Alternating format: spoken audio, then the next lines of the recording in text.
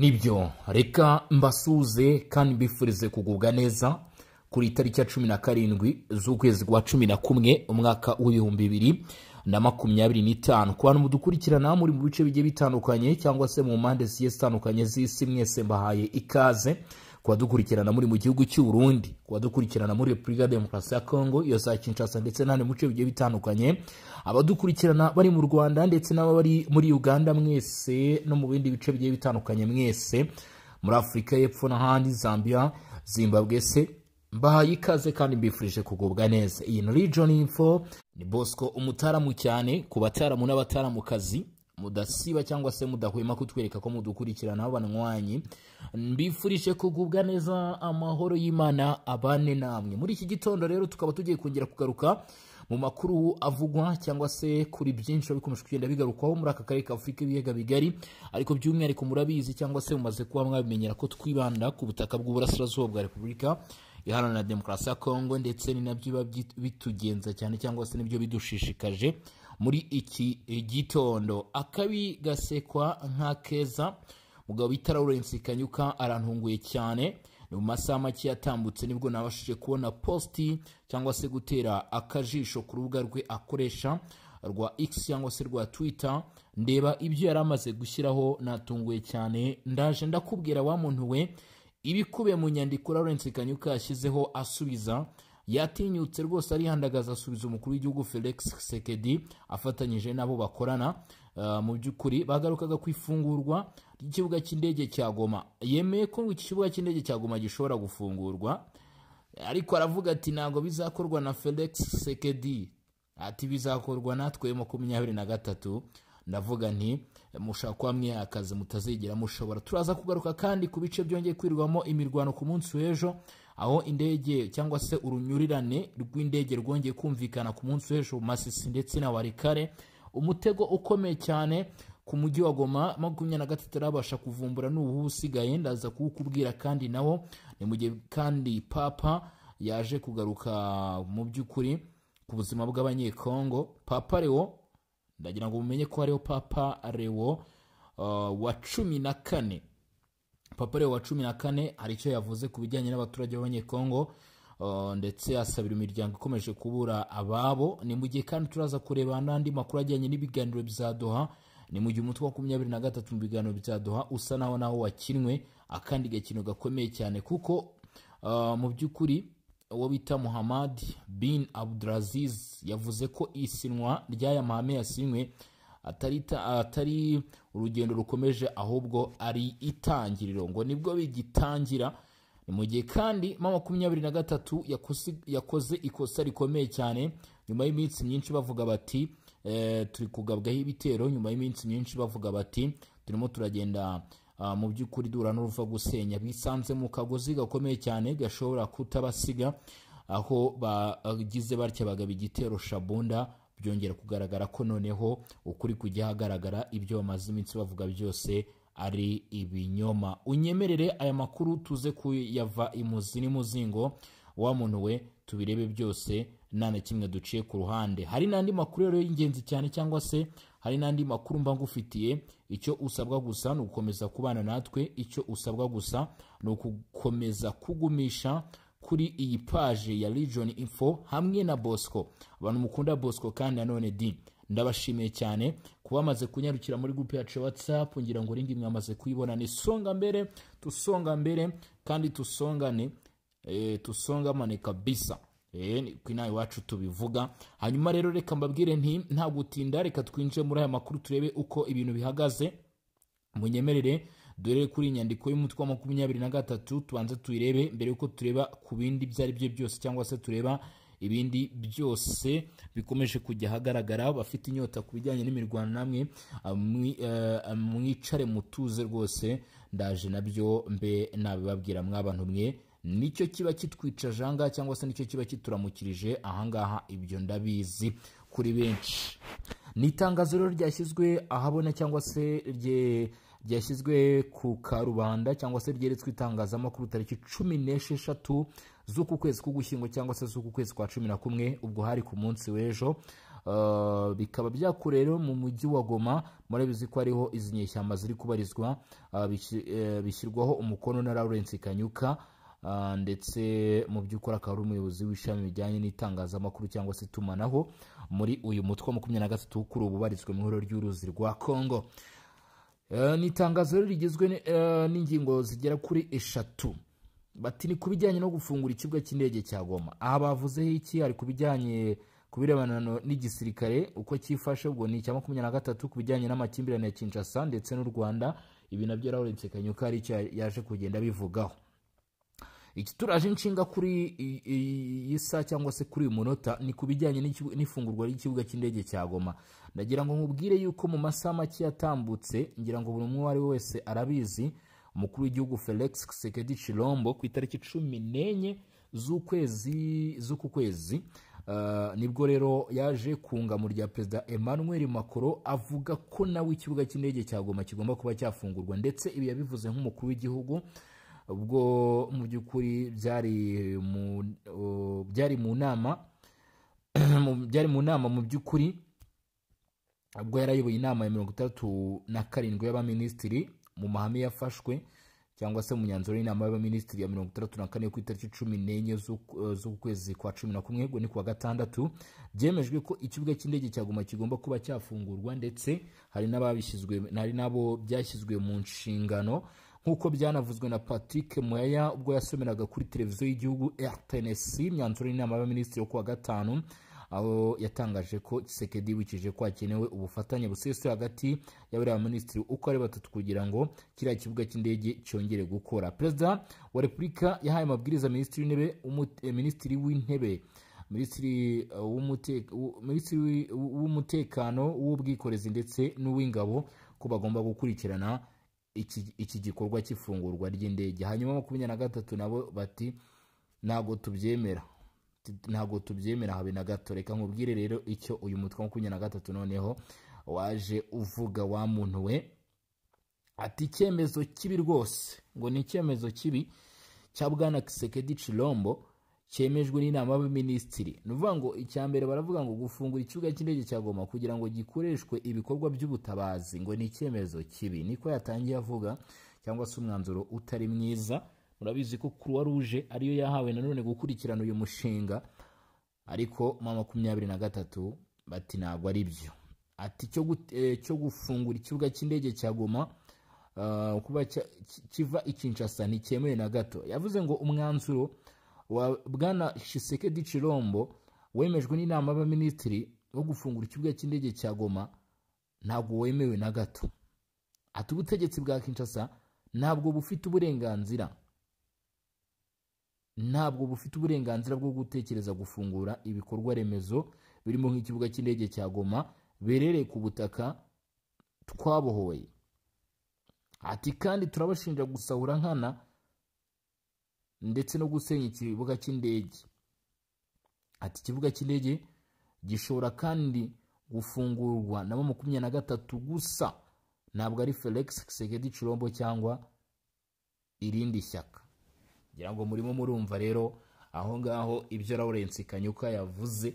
Ndasaba mu by'ukuri abantu mudukurikiranye muze kujya muri comment mutubwire aya magambo ya Lawrence Kanyuka n'ibyo Felix Tshisekedi Tshilombo yavuze murabona birimo birerekeza he kuri uyu mujyi wa Goma. Mu gihe 23 ishinjwa gufata bugwate abatuye mu mujyi wa Goma ndetse n'ibindi bice bigiye bitandukanye ugenda wigarurira.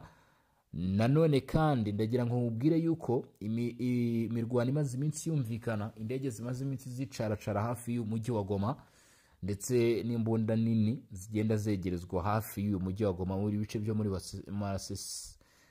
Iki kintu ndagira ngo mugende mukimenya kabisa. Nguko uko rero Lawrence Kanyuka yavuze ati umwanzuro wavuzwe na Felix Tshisekedi twe ntabwo tuwemera. Ati kandi nta burenganzira Felix Tshisekedi n'andi mashyaka yose mu gihugu afite mu gufungura ikibuga cy'indege cya Goma.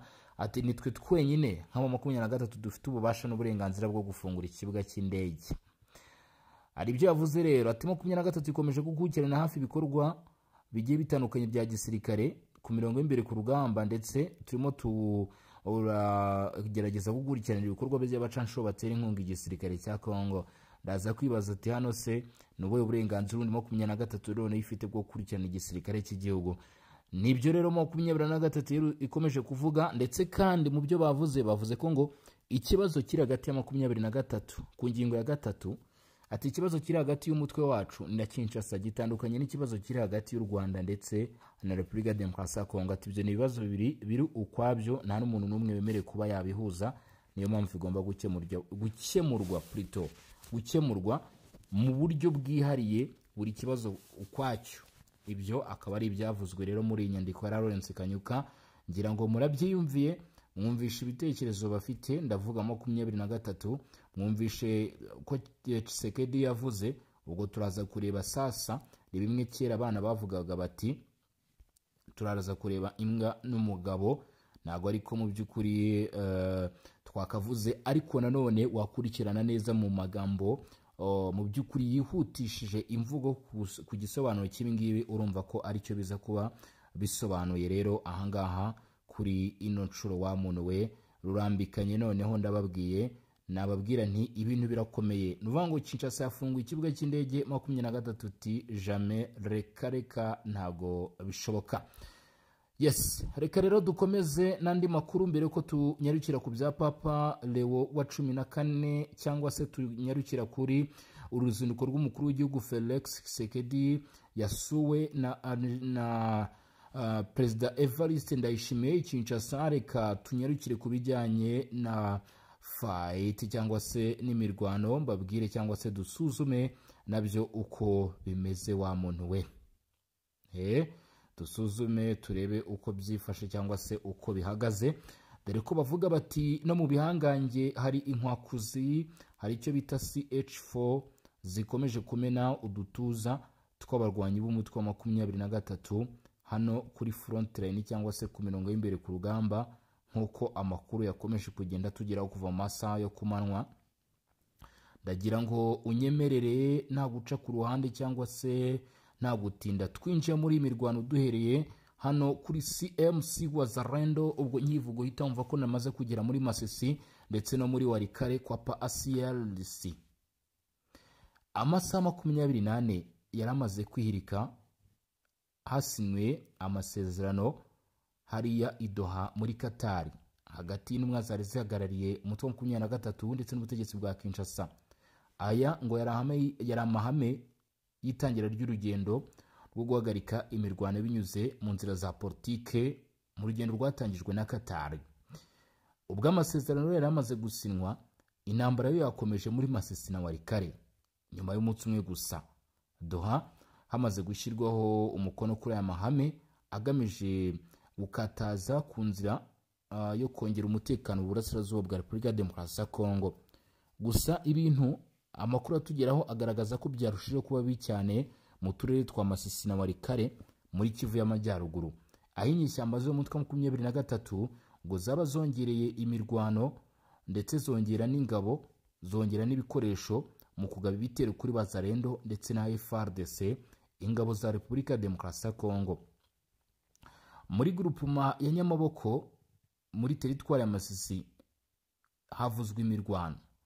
Ni nyuma yuko kandi uduce turimo Kazinga abarwanyi ba 23 bari batugezemo, ariko kandi nyuma yuko ngo 23 yari yafashe ibice mbere y'isinwa ry'aya mahame, kuri ubu igitero gikomeye cyane cya Wazalendo ndetse na FARDC cyagerageje kwirukana 23 muri tumwe muri utu duce twari twafashwe, ndetse amakuru aturukayo avuga ko utu duce n'abaturage batukitubarizwamo kubera yuko abaturage bari batuye barahunze, ndetse kandi yongeraho indege zo mu bwoko bwa drones tutagira abadereve twakomeje gusirikira ndetse no guca hejuru y'iki kirere nyuma yuko kigezemwo abarwanyi b'utwa 23. Tukira no mu majyaruguru muri Ikobo, muri groupement ya Ikobo muri teritwari ya Warikare, biravuga ko umujyi witwa Bukumbirwa naho habaye imirwano ikomeye cyane kuva mu ijoro ryose kugeza mu masaha mu gitondo, aho ahari ibirindo bya Wazalendo CMC byagabweho ibitero n'umutwe wa 23. ngo izi nyeshyamba zagerageje kwigarura ibice bimwe na bimwe, ariko ntago byabashije kubakundira.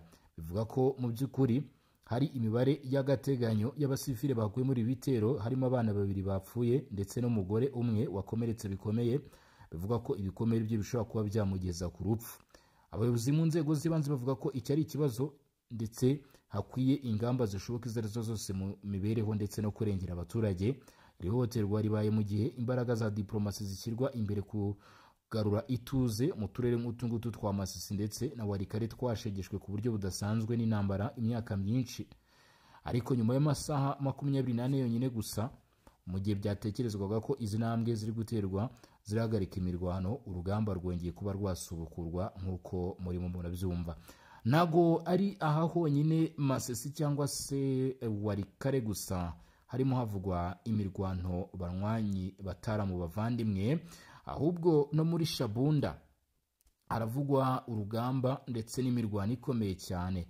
Aha Shabunda ni muri Kivu y'Amajyepfo, ni mu misozi isatira Mwenga ndetse na Walungu. Ibi bice byakomeje kugenda bivugwamo imirwano ndetse amakuru akaba duhamiriza ko ibitero by'umutwe wa 23 bafatanyije n'umutwe wa Twirwaneho byaje kugaragara mu kuvogera cyangwa se mu kwinjira mu bice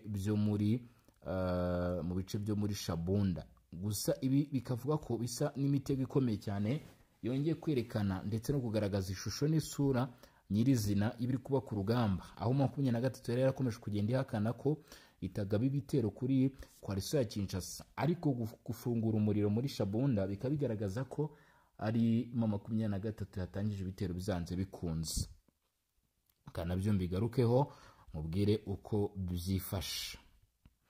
Bati ni imirwano 23 ni nyuma y'imirwano ikomeye cyane yari yumvikanye mu by'ukuri, aho kuri iki cyumweru tariki 16 Ugushyingo imirwano yari ikomeje inyeshyamba zo mu mutwe wa 23 aho baje kugaba ibitero mu midugudu irimo Mayimingi muri Shabunda cyangwa se muri teritwari ya Shabunda mu ntara Kivu y'Amajyepfo.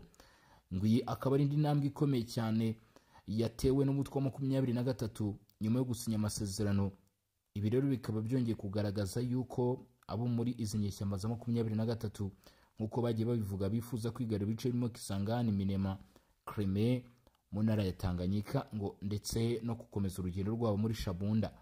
Aha ariko bikaba bivuga ko hashobora kuba hariho kuba ko 23 yatezwe imitego, dore ko minsi yashize amakuru yakomeje kugenda agaragaza ndetse anerekana ko aha haba drone ziteye ubwoba ubwo 23 yageragezaga kwinjira muri Nzibira, bikarangira uyu mutwe wa 23 wahagaritswe ku buryo budasanzwe n'imbunda zikomeye cyane n'indege rutura z'igisirikare cya leta ya Congo. Ibi bikaba bigaragaza imitego 23 irimo igenda igwamo yo kwereka isi yose ko uyu mutwe ari gukomeje kugaba ibitero ugerageza kwagura ibice wagiye wigarurira. Reka tunyarukire kuri Papa Leo wa 14 nawe turebe icyo yavuze.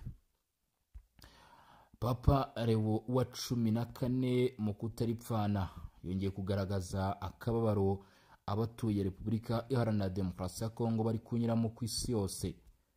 Uyu mugabo ufatwa nk'uwa mbere ukomeye ku isi ku cyumweru, Papa Leo yamaganye itotezwa ry'imiryango ya gikristo mu bice byinshi by'isi, ariko anagaragaza ndetse anibanda ku miryango yo muri Repubulika Demokarasi ya Kongo, by'umwihariko kandi avuga ku miryango y'abazize ubwicanyi bwabaye mu minsi yashize mu burasirazuba bwa Kongo.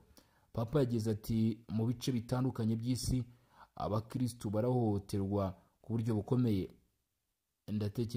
Ndaherekeza amasengesho nanone ku miryango yo muri Kivu muri Repubulika Demokarasi ya Kongo ahabaye ubwicanyi bw'abasivile mu minsi yashize.